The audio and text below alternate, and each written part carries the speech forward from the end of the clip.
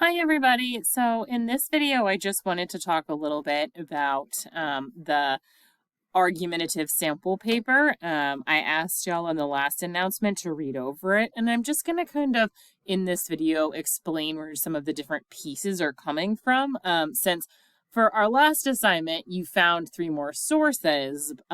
This week, you're going to be reading some articles and some resources through the overview that give you an idea of creating an argument. But I just wanted to talk a little bit further about constructing an argument.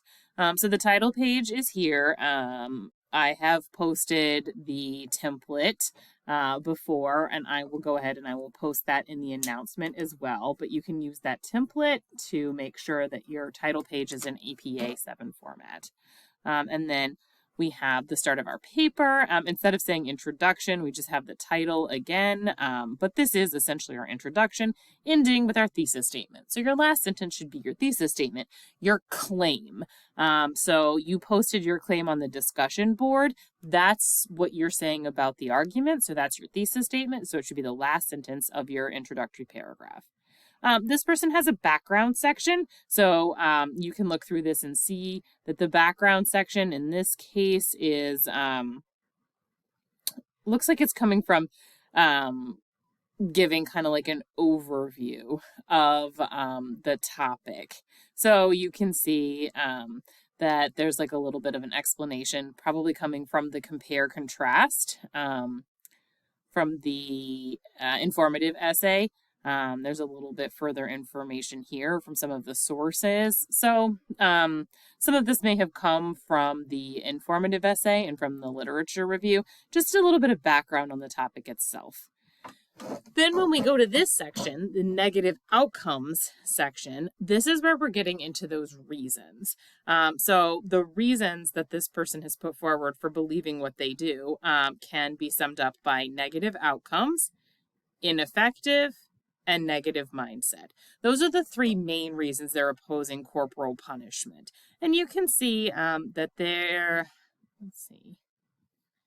each section is about a paragraph that includes cited sources explaining why they think the way they do. This section has two different sources in it, always good. This one mainly focuses on the Sagan-Seigel article, but Gershoff is included as well. So you can see there's a nice mix of their sources throughout each of these sections. And again, these are coming from those reasons that they listed on the discussion board like y'all just did. So that's what I'm going through and commenting on now.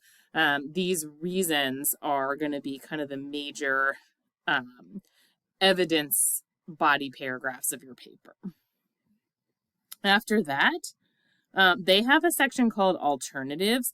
Some of y'all might have it listed as solutions. So this is a section that's going to kind of go over some of the alternative options that there are available to this person's way of thinking, things that their sources have suggested that can be done instead of corporal punishment.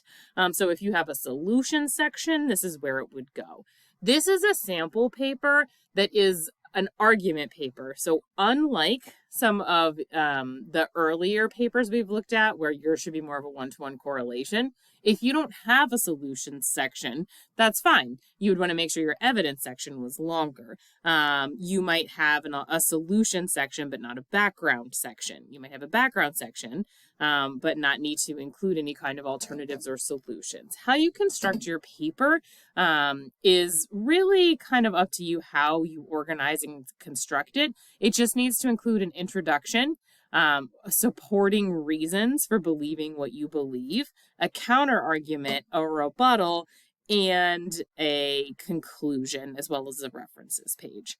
And you can see down here, we get into the counter argument section and then into the rebuttal section. If you might also organize your paper in a way where your counter argument and rebuttals come earlier in the paper. That's an option as well, particularly if your rebuttal points are going to repeat what you've already said. So think about the best way to structure your paper. This person has done counter argument and then rebuttal, but they've done a nice job of making sure that all of these points that they're bringing up in the rebuttal aren't just rehashing things that they've said in their reason. So be really careful about that. There's a nice block quote formatting there in case you have any quotes over 40 words. Then we have our conclusion, and last but not least, the references page. This paper is a little bit longer than yours has to be. Yours is expected to be 7 to 8